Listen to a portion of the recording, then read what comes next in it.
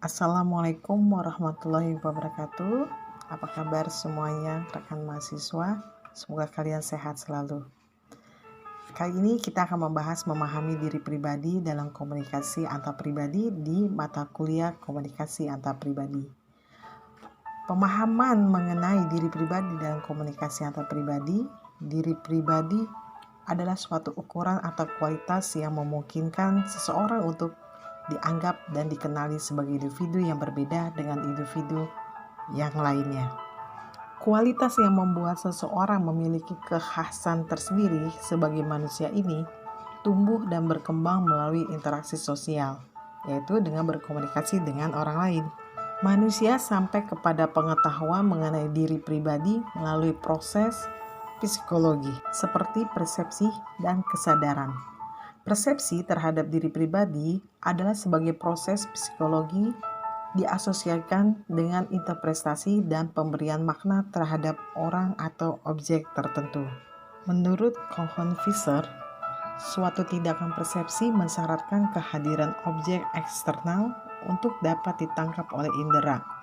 Dalam hal persepsi terhadap diri pribadi, kehadirannya sebagai objek eksternal mungkin kurang nyata, tetapi keberadaannya jelas dapat dirasakan.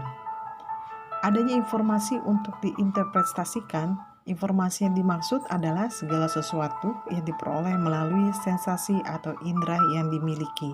Jadi dapat diambil kesimpulan memahami diri pribadi dalam komunikasi antar pribadi, maksudnya kita tidak dapat mengartikan makna suatu objek secara langsung, karena sebenarnya kita hanya mengartikan makna dari informasi yang dianggap mewakili objek tersebut. Jadi, meskipun suatu persepsi didasarkan pada pengamatan langsung, hal itu bukanlah sesuatu yang sebenarnya dapat menangkap dan menguasai objek tersebut. Kita melihat, membau, mendengar, mencicipi, dan meraba, tetapi yang harus diinterpretasikan adalah penampakan, suara, rasa, dan bentuk yang mewakili sesuatu, dan kita tidak akan pernah dapat merasakan objek itu sendiri. Sifat-sifat persepsi. Pertama, persepsi adalah pengalaman. Untuk mengartikan makna dari seseorang, objek, pengalaman, sebagai pembanding tidak mungkin untuk mempersepsikan suatu makna. Sebab ini akan membawa kita kepada suatu kebingungan atau peristiwa. Kita harus memiliki dasar atau basis untuk melakukan interpretasi.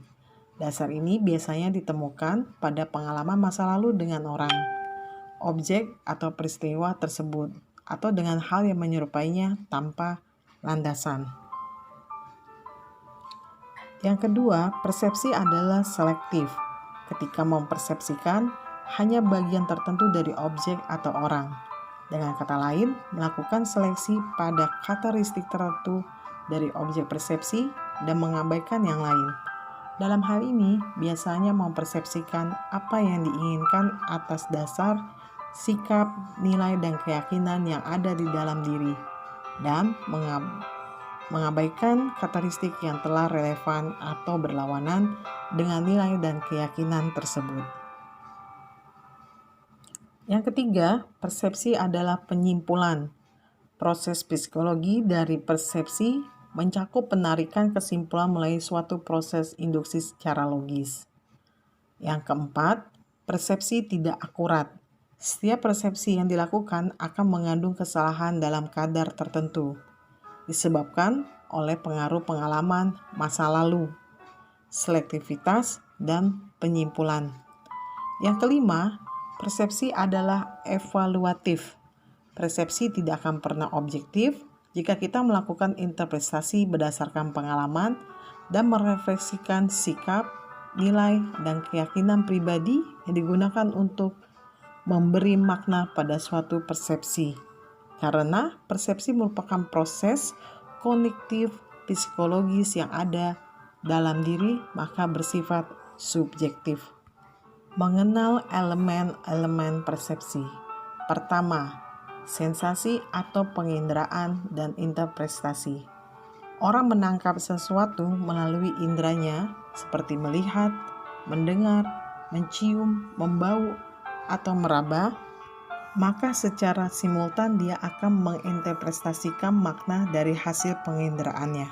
Yang kedua, harapan dapat menjadi kekuatan yang sangat berarti dalam mengarahkan persepsi.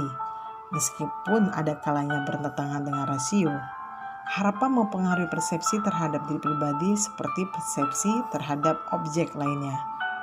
Yang ketiga, bentuk dan latar belakang. Persepsi mencakup perbedaan antara informasi yang menjadi figur dan informasi yang menjadi background. Melalui seleksi terhadap informasi, orang telah membuat informasi tersebut menjadi penting atau relevan, dan ini disebut dengan figur. Yang keempat, perbandingan. Jika makna yang dipersepsikan konsisten atau mirip dengan kriteria yang digunakan sebagai pembanding, maka kita akan menganggapnya valid. Yang kelima, konteks. Konteks di mana kita mempersepsikan suatu objek sangat kuat pengaruhnya, sehingga cenderung mengarahkan struktur kognitif pada harapan dan pada gilirannya persepsi. Kesadaran pribadi atau self-awareness. Menurut tokoh Fraser, menyebutkan ada beberapa elemen dari kesadaran diri, yaitu konsep diri, self-esteem, dan multiple self-esteem. Self-esteem, ungkapan yang digunakan untuk menyatakan persepsi evaluatif seseorang terhadap dirinya sendiri adalah self-esteem, suatu bagian yang inherent atau sifat yang permanen dari konsep diri. Sedangkan multiple selves, masing-masing diri kita memiliki identitas diri yang berbeda, yang disebut multiple selves. Beberapa diri kita berkaitan dengan peran kita dalam berbagai hubungan sosial berbeda dengan berbagai orang yang berbeda juga. Misalnya, dalam kelompok yang besar seperti sebagai pelajar, warga negara, dan anggota partai, semuanya mengacu kepada peran yang kita mainkan dalam berbagai konsep dan merefleksikan berbagai aspek dalam kehidupan kita. Multiple self sendiri dibagi menjadi dua. Pertama, persepsi mengenai diri kita dan persepsi orang lain terhadap diri kita atau metapersepsi. Cara lain untuk multiple self ini adalah melalui diri ideal kita. Sebagian dari konsep mencakup siapa diri kita sebenarnya. Yang kedua, mencakup ingin menjadi apa, semacam bentuk idealisasi diri. Upaya mempersempit celah antara diri sebenarnya dan diri ideal tidak lain suatu bentuk usaha untuk memperbaiki diri. Untuk proses perkembangan kesadaran diri diperoleh melalui 3 konsep, yakni 1. Refleksi self. Prinsipnya adalah apabila kita memandang ke dalam cermin dan kita tidak hanya melihat diri kita, tetapi melihat diri kita yang dipantulkan oleh cermin yang sedang memandang kita. Jadi, kesadaran diri dikatakan refleksif jika bersifat dua arah.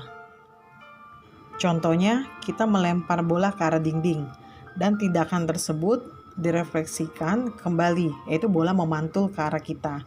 Jadi pada saat bersamaan, kita adalah subjek dan objek dari tindakan kita.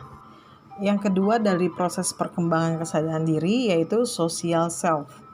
Menggunakan orang lain sebagai kriteria untuk menilai konsep diri kita.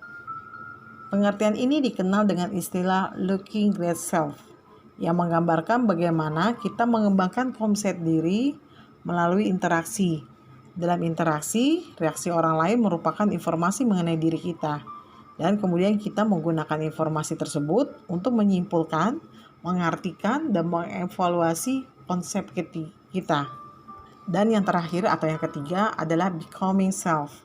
Adalah konsep diri tidak pernah kondisi tetap, melainkan selalu dalam keadaan berubah atau berkenaan. Artinya, konsep diri selalu dalam of becoming atau proses menjadi konsep diri.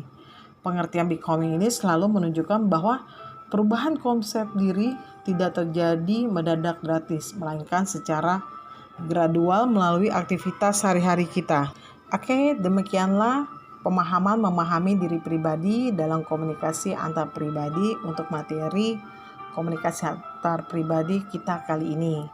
Nah, rekan-rekan mahasiswa tetap semangat, tetap rajin belajar, dan kalian bisa memahami diri pribadi dalam komunikasi antar pribadi atau materi yang lain di dalam slide atau juga dari referensi buku-buku mengenai komunikasi antar pribadi.